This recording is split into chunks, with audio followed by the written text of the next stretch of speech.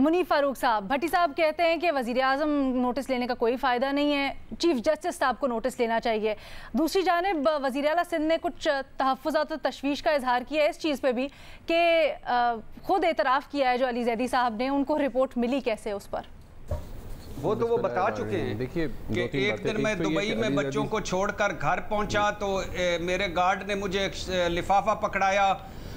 जनवरी फरवरी 2017 की बात है और मैंने लिफाफा रख के सो गया। सवेरे उठा, मेरे रोंगटे खड़े हो गए कि उसमें 2 सारी GITs मौजूद थी और ऊपर लिखा हुआ था बेस्ट ऑफ लक। भट्टी साहब, ये मुनीब के लिए सवाल था।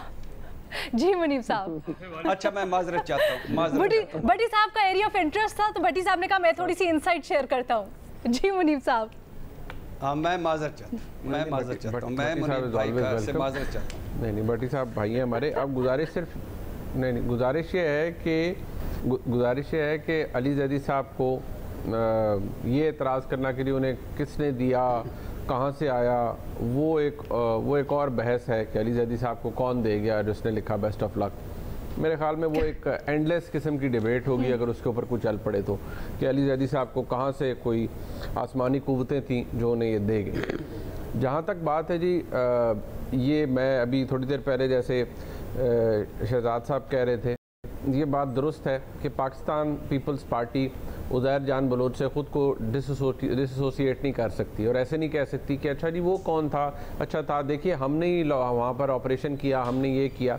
मदर साहब मेरे ख्याल में मुझे इसमें शायद सपोर्ट करेंगे या करेक्ट करेंगे। इन्होंने मदर साहब ने भी एक फैक्ट अभी बताया था कराची बदअमनी केस का, जहाँ तक मुझे याद पड़ता है मैं कि उसके बाद शायद उसका कोई इम्प्लीमेंटेशन का भी बेंच था। मुझे नहीं पता कि वो फिर मैं फॉलो नहीं कर सका कि उसके इम्प्लीमेंटेशन बेंच की क्या कार्रवाई थी या वो किस मेरा ख्याल है मुनीब, लेकिन हम मज़र साहब से इसके ऊपर इंसाइट ले लेंगे। जी मुझे मैं वो मदर साहब बेहतर बता पाएंगे, लेकिन ये है कि मैं इतना ज़रूर कहूँगा कि प्राइम मिनिस्टर साहब का इस्तेकाक है, प्राइम मिनिस्टर चीफ एग्जीक्यूटिव हैं मुल्क के, वो पूछ सकते हैं, उनको पूछना चाहिए। सबसे पहले तो आप अपने इर्द गिर्द देखते हैं ना कि जो लोग, अब इसमें जो जिक्र आ रहा है वो जनाब जुल्फ़िकार मिर्ज़ा साहब का आ रहा है। अब डॉक्टर जुल्फ़िकार मिर्ज़ा साहब बहुत बाअसर शख्सियत रहे हैं सिंध हुकूमत की, जब पाकिस्तान पीपल्स पार्टी के अंदर वो मौजूद थे। अमन कमेटी को ओन करते थे, उज़ैर जान बलोच को ओन करते थे और पब्लिकली ओन करते थे।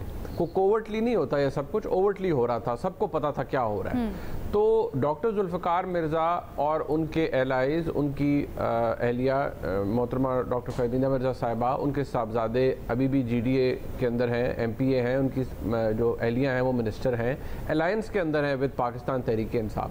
तो ज़रा इनवर्ड लुकिंग भी होनी चाहिए, इमरान खान साहब को देखना चाहिए कि अगर ऐसा सब कुछ है और उज़ैर जान बलोच जो है वो इतनी बड़ी शख्सियत बन गई थी, तो जो लोग उसके साथ एसोसिएटेड थे आज वो मेरी हुकूमत के साथ एसोसिएटेड है, वहाँ इमरान खान साहब ने कुछ नहीं करना। इसे कहते हैं, जो कि मैं हमेशा कहता हूँ, सेलेक्टिव डिस्टॉर्शन।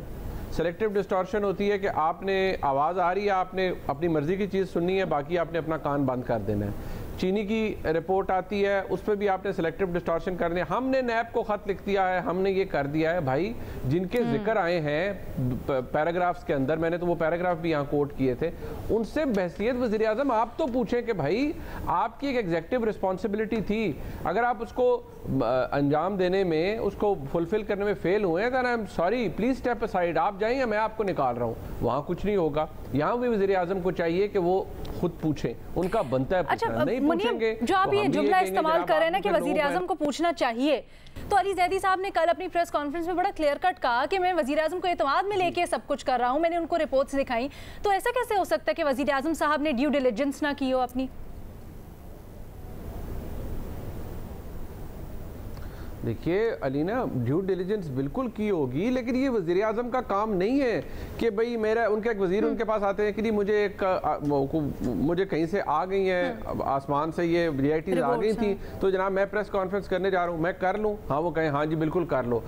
ये वज़ीर आज़म का काम नहीं है। उनका काम है कि भाई इसके 2 पार्ट्स थे, एक आया एक नहीं आया, दिस नीड्स इंक्वायरी। और दूसरी बात यह है कि जो अली ज़ैदी साहब ने पेश की है JIT की रिपोर्ट, उसके अंदर तो लिखा देखा है कि पीटीआई के भी एक वक्त में उनको ऑफर्स कर रही थी। इमरान खान साहब को इंट्रोस्पेक्शन करनी चाहिए अपनी पार्टी के अंदर कि भाई कौन लोग थे जो इस गैंगस्टर के साथ पार्टी को लिंक करना चाह रहे थे।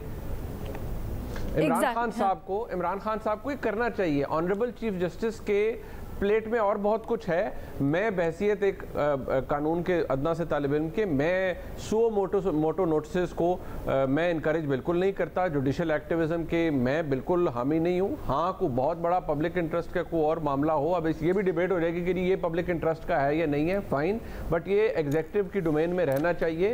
वज़ीर आज़म को भी इसके ऊपर एक्शन लेना चाहिए, पूछना चाहिए। ना सिर्फ ये कि इसके 2 पार्ट्स क्यों हैं, अगर 2 पार्ट है तो दूसरा रिवील क्यों हुआ, क्यों नहीं हुआ, ये सब वज़ीर आज़म को करना चाहिए। अच्छा, आप कहते हैं कि वज़ीर आज़म को पूछना चाहिए, लेकिन अगेन वही I will come back to my question कि वज़ीर आज़म ने पहले सब क्यों नहीं कुछ किया, या पीटीआई के सीनियर रैंक्स में किसी ने इस रिपोर्ट को पहले क्यों नहीं किया?